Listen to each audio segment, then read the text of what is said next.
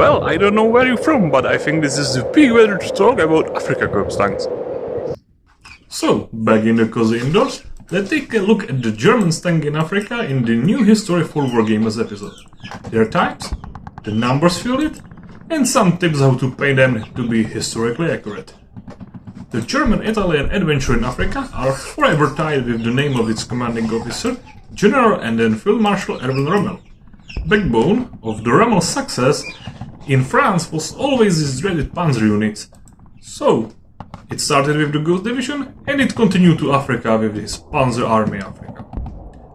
And to be honest, Africa is a marvelous theatre of war from the Wargamers perspective. For Germans, you could field basically any early or mid-war panzers that Germans have in the arsenal. Germany most used Panzer III and later Panzer IV were used in the North Africa, but there were also Panzer I and Panzer II types and even Tigers at the end. So let's start with the smallest and ironically the second rarest one. Panzer I with its light armor and just with the 7.92 machine gun faced challenges when confronted with the more robust Allied tanks in Africa. It struggled against the British armor, where basically anything outclassed in Panzer I in terms of both firepower and protection. As a result, its role in the direct tank engagement diminished over time, and it was gradually replaced by more advanced models.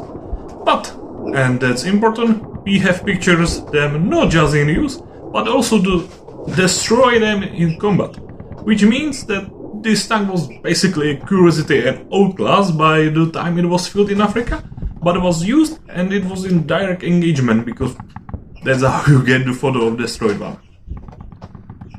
Panzer II. Panzer II, equipped with this 20mm autocannon, initially proved effective against the lightly armored Allied vehicles. However, as the Allies introduced heavier tanks like Matilda and Crusader, the Panzer II limitations in firepower becomes apparent.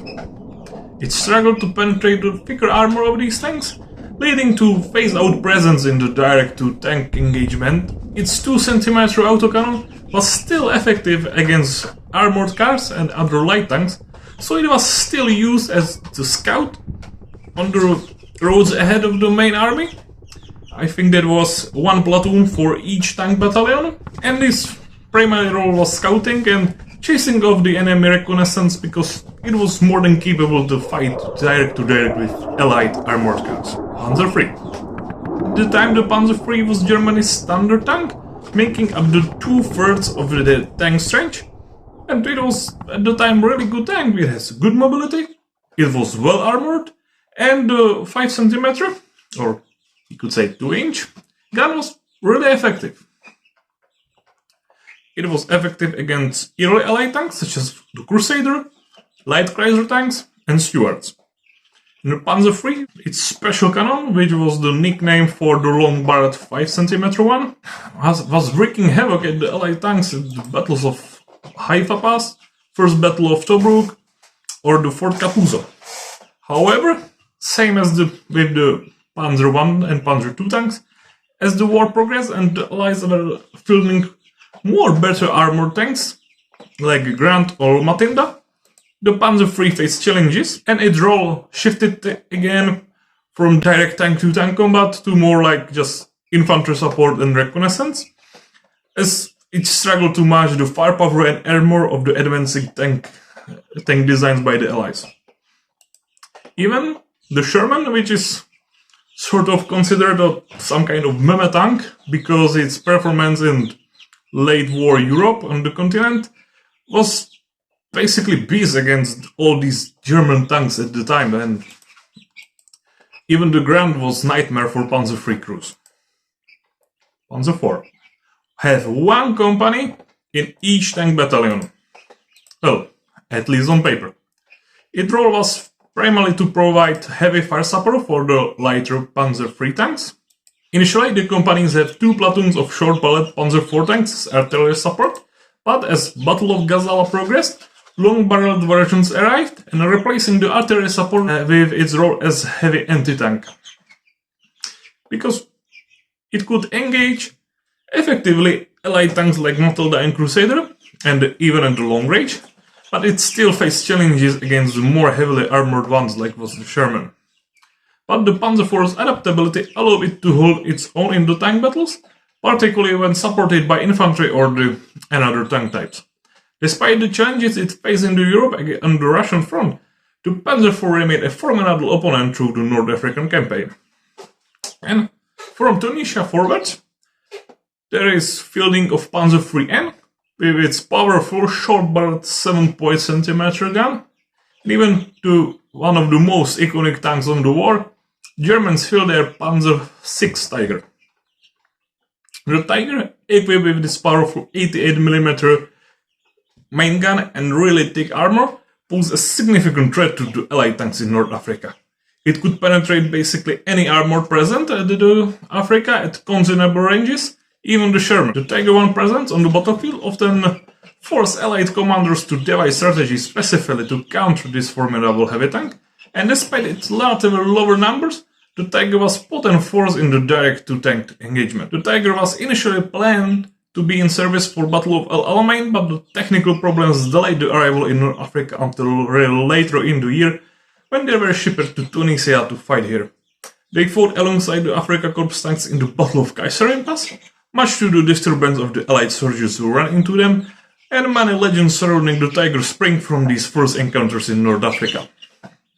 Also, the famous Bovington Tiger, the only movable replica in the world, which famously was used for the movie Fury, was captured by the British here in Tunisia. Even that, the Ghost Division has the two Czech type tanks in their campaign in France, and the divisional report suggests that the German commanders were really happy with the Czech designs.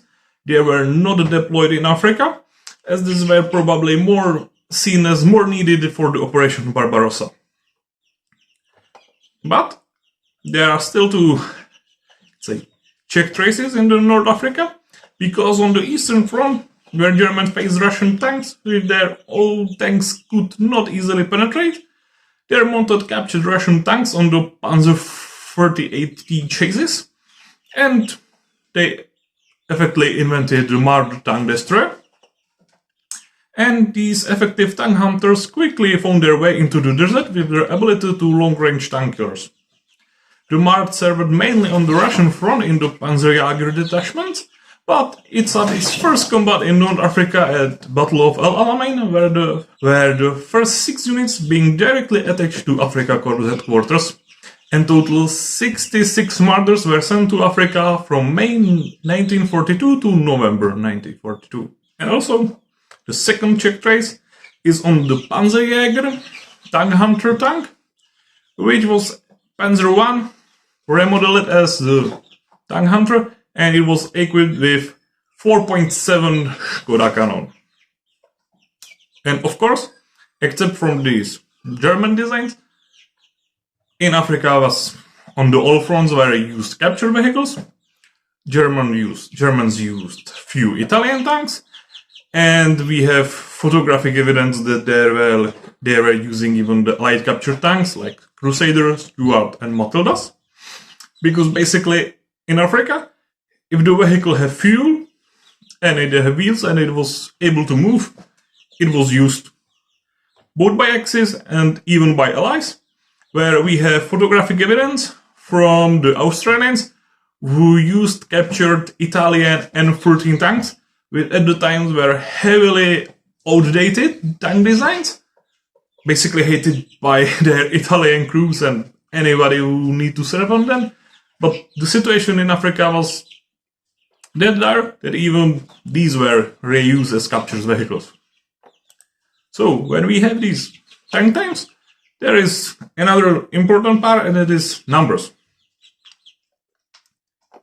It's hard to estimate the real numbers because we have primary sources about tanks sent to Africa, we have some sources about received tanks, we have sources about,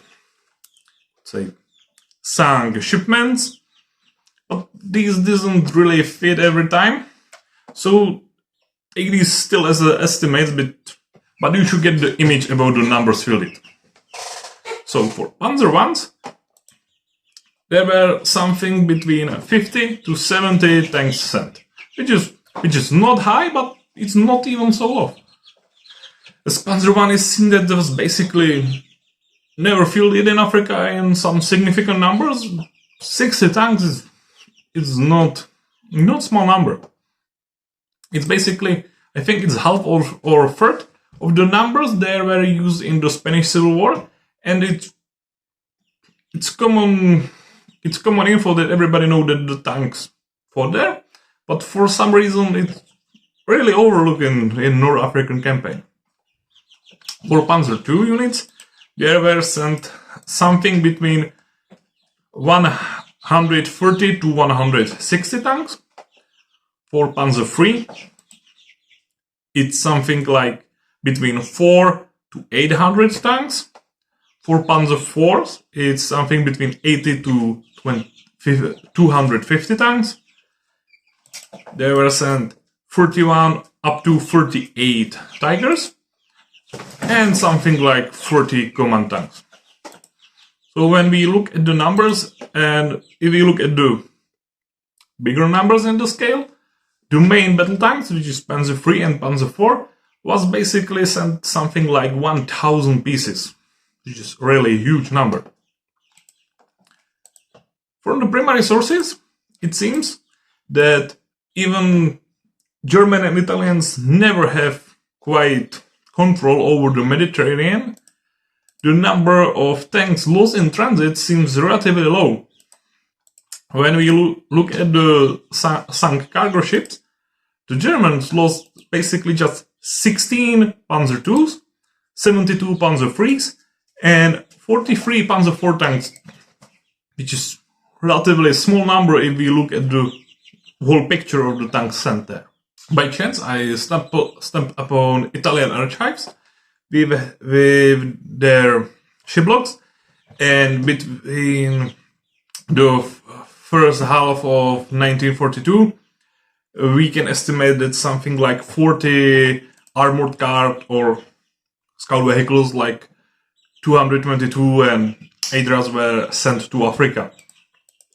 So it's not that much, but it's just something to get the image of how many units could be there. And for the tank destroyers, I've talked about Marders earlier, and for Panzerjager ones, there were 38 units sent to the North Africa. But of course, all these numbers are just the total numbers sent, or more like received in Africa, but not the numbers that there were at the time in one specific time. So we can say on the example of these 38 Panzerjagers that get their initial batch of 27 units, and the other 11 were replacements for the lost tanks. So we can say that the Afrika Korps received 38 Panzerjagers one, but there were never more than 27 of them at the same time, and for most of the war, the anti-tank battalion operating with basically half of these numbers, something between 10 to 20. But anyway, if we apply these numbers for 28mm wargaming, you can basically feel anything if you look at these numbers, because you will never fit them all on the table anyway. This also applies basically for 50mm too, unless you want to spam Tigers or something like that. You should basically put anything you have in your collection on the table and you will still fit in the historical numbers. And for the main times, this basically go down up to the 6mm or even 3mm. Because probably if you are not a person who have 200 Panzer IIs, you can field whatever you have.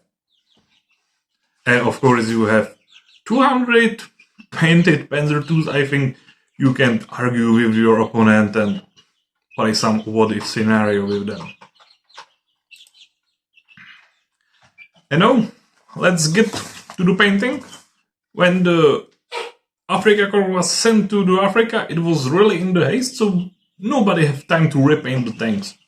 So when they first arrived in the North Africa, they were in the classical German Panzer grey color, which Germans quickly found out that this dark grey tank against the sandy African landscape doesn't really work, and it was really easy target to spot.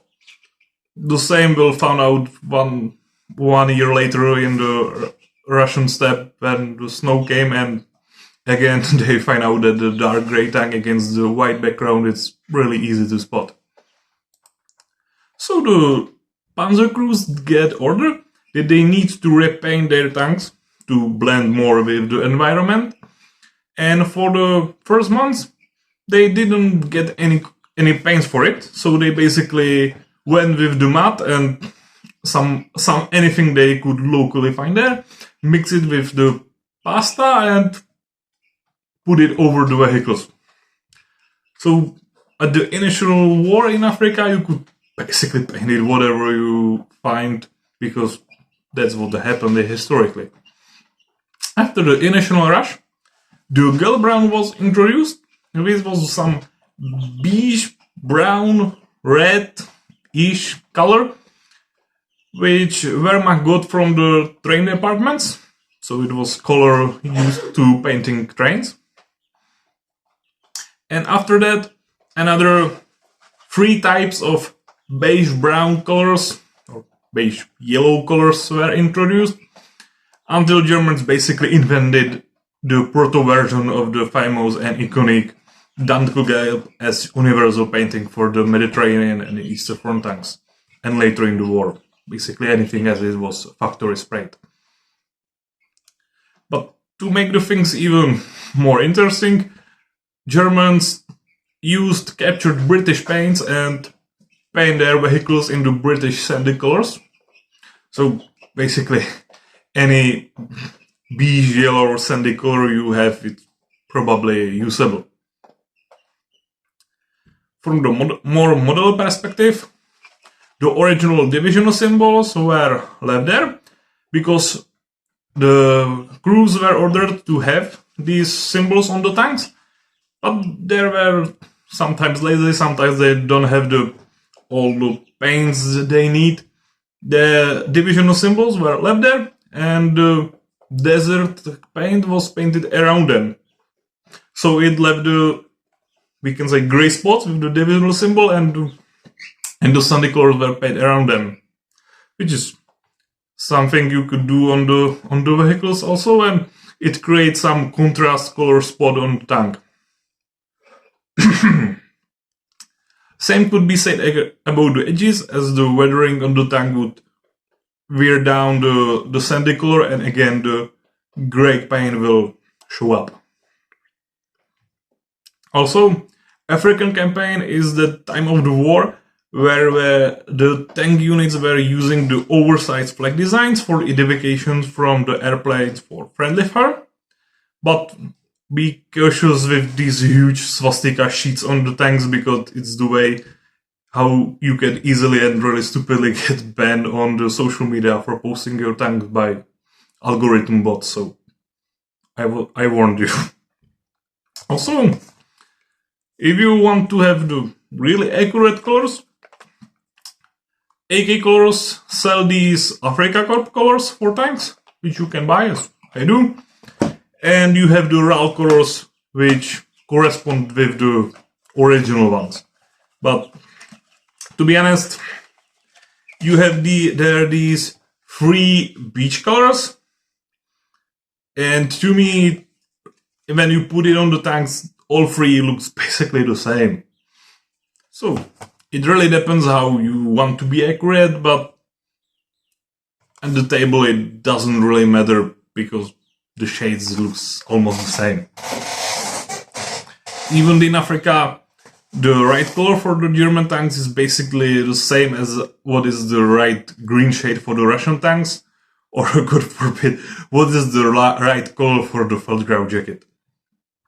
Also, you need to take into account aspects of lighting, weathering, and the fact that depending on your scale, your tanks are really tiny compared to the real ones, and the colors and shadow and lightings were really different on these different scales. So, that's basically all. I hope this video was helpful. you will learn something new, and if you have some questions, feel free to drop them in the comments.